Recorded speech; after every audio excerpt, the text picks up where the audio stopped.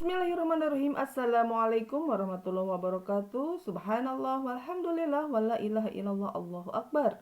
Allahumma salli ala Sayyidina Muhammad wa ala ali Sayyidina Muhammad. Sahabat kaum salim di Selasa Mawar dimanapun kalian berada, pada kali ini saya akan memberikan ilmu tentang berbaik sangka kepada Allah Subhanahu wa taala ya. Nah, di hadis kursi, aku akan memberi apa yang hambaku menyangkaku terhadapku. Itu kata Allah Subhanahu wa taala ya. Seringkali hati kita begitu mudahnya terguncang ketika sebuah permasalahan mendadak menimpa diri kita. Atau merasa resah, gelisah, ingin marah ketika suatu musibah menimpa kita.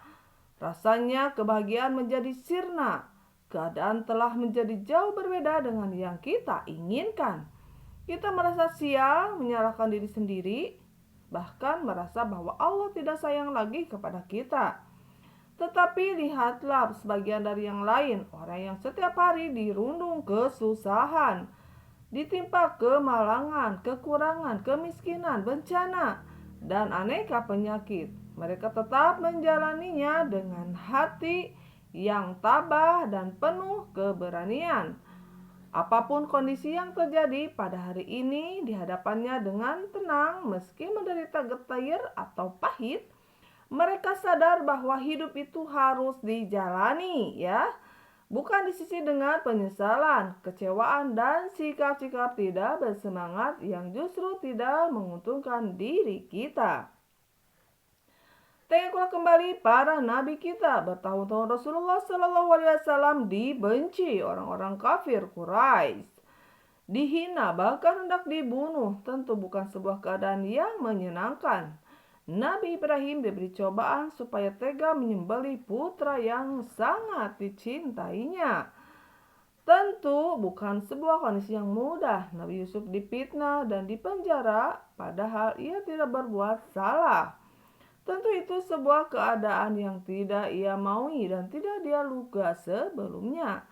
Nabi Ayub ditimpa aneka penyakit yang menjijikan. Tentu itu sebuah ketentuan Allah Subhanahu wa taala yang tidak mengenakan. Nabi Nuh dibantah dan dihina oleh orang-orang di sekitarnya. Tentu ini sebuah keadaan yang menyedihkan. Tetapi bagaimana cara mereka menghadapi semua cobaan Allah itu? Apakah dengan putus asa, menyesal, kecewa, gelisah, marah-marah, menganggap kita sial, atau bilang bahwa Allah tidak lagi sayang dengan kita? Tentu tidak. Mereka adalah teladan-teladan mulia sepanjang zaman. Tidak satupun dari mereka mengeluhkan dan menyerah dengan penderitaan yang mereka alami. Mereka tetap yakin dengan ketaatannya kepada Allah. Mereka hadapi dengan ketabahan dan penuh keberanian.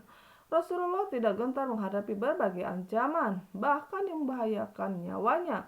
Begitu pula dengan yang lain. Mereka pasrah kepada Allah Subhanahu wa taala serta mengharapkan pertolongannya. Mereka yakin bahwa semua cobaan atau permasalahan yang terjadi semuanya berasal dari Allah Subhanahu wa taala. Mereka selalu berbaik sangka kepada Allah bahwa Allah akan memberikan petunjuk dan pertolongan kepada setiap hamba kekasihnya yang taat, tidak lemah terhadap timpaan hidup.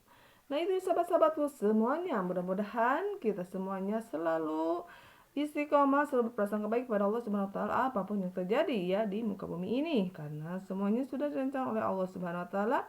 Kalau kita mampu menjalani kehidupan ini dan ujian-ujian yang Allah berikan kepada kita ya. Jangan putus harapan, jangan putus asa dengan suatu cobaan-cobaan yang Allah berikan. Dan mudah-mudahan ketika kesulitan menghadang, insya Allah ada kemudahan. Bersama kesulitan ada kemudahan. Bersama kesulitan ada kemudahan. Itulah firman Allah Subhanahu wa taala. Dan mudah-mudahan kita semuanya selalu sobat syukur tentunya di setiap menghadapi sebuah cobaan, ujian, dan insya Allah kelak di akhirat menjadi penghuni surganya Allah Subhanahu wa taala. Amin Allahumma amin. Jangan lupa di like, subscribe, dan komennya. Billahi taufiq wal hidayah. Wassalamualaikum warahmatullahi wabarakatuh.